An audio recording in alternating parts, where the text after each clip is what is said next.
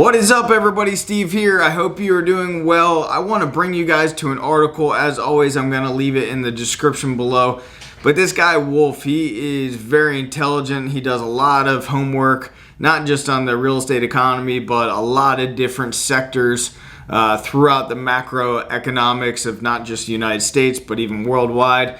And this guy, he really has some compelling information backed by a lot of statistics as well, which is one of the reasons why I wanted to bring you through this article, because something that's really not talked about a lot in the housing market, housing sector, is the shadow inventory.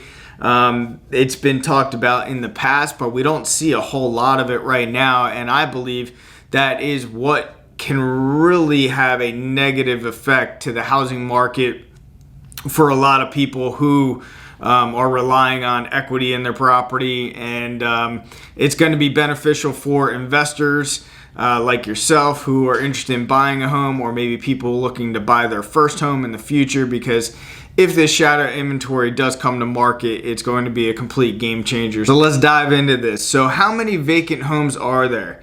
The Census Bureau tracks this. In the fourth quarter last year, there were nearly 15 million vacant housing units. So single family houses, condos, and rental apartments. That's over 10% of the total housing stock. Of them, 11 million were vacant year-round. Some of the 11 million were being remodeled to be rented out, and others for sale. And that's the inventory we will actually see. And there are other reasons why homes were vacant, but 6.6 million homes were held off the market for a variety of reasons, such as the owners don't want to sell the property at the moment. If just 10% of these 6.6 million homes that are held off the market show up on the market, it would double the total number of active listings. If 20% of these homes show up on the market, it would trigger an enormous glut. And at this point in time, nationwide, I think we're roughly about 3.1 month supply of inventory. This is the shadow inventory. It can emerge at any time, and during housing bust number 1, which was the great financial crisis, this shadow inventory that suddenly emerged created the biggest housing glut ever. Since the San Francisco Bay Area is ahead of the game, let's look at it more closely. It's a market with a population of just under 8 million people. The median price of single-family houses in January plunged by 35% from the crazy peak in April last year.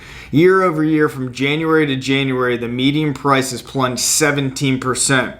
In dollar terms, the median price plunged by over $500,000 from the peak. But this thing is moving fast now. During the housing bust number 1, over a 2-year period, the median price in San Francisco Bay Area plunged by 58%.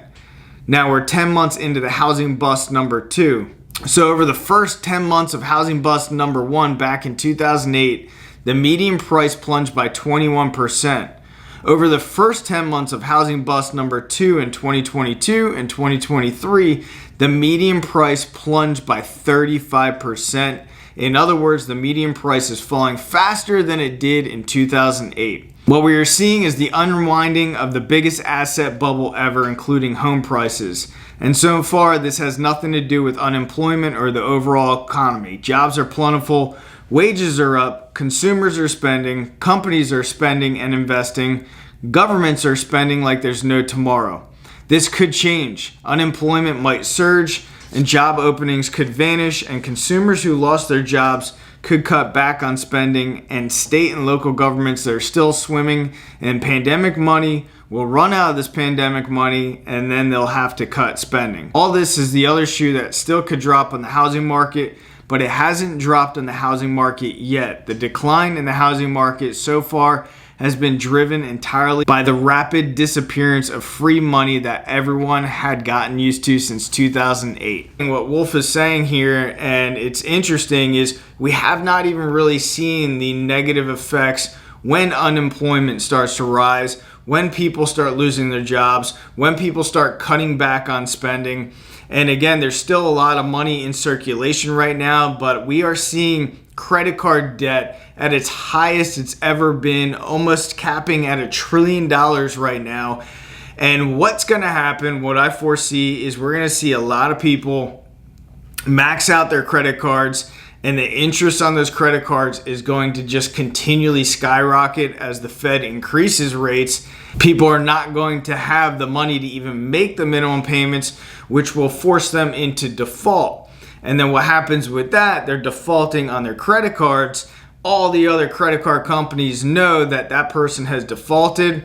They try to go get another credit card from another credit card company. They get denied, and they completely run out of money. They no longer have money in their savings account, and they no longer have access to credit to basically have money to go out and spend money at stores and restaurants and so forth, which all this will all catch up, and then everybody's gonna feel the effects of a slower economy. Anyway, Wolf, that was a fantastic article. If you guys wanna take a look at it, I will put it in the description below for you guys to review much more in detail, and I'll see you guys on the next video. Thanks for being here.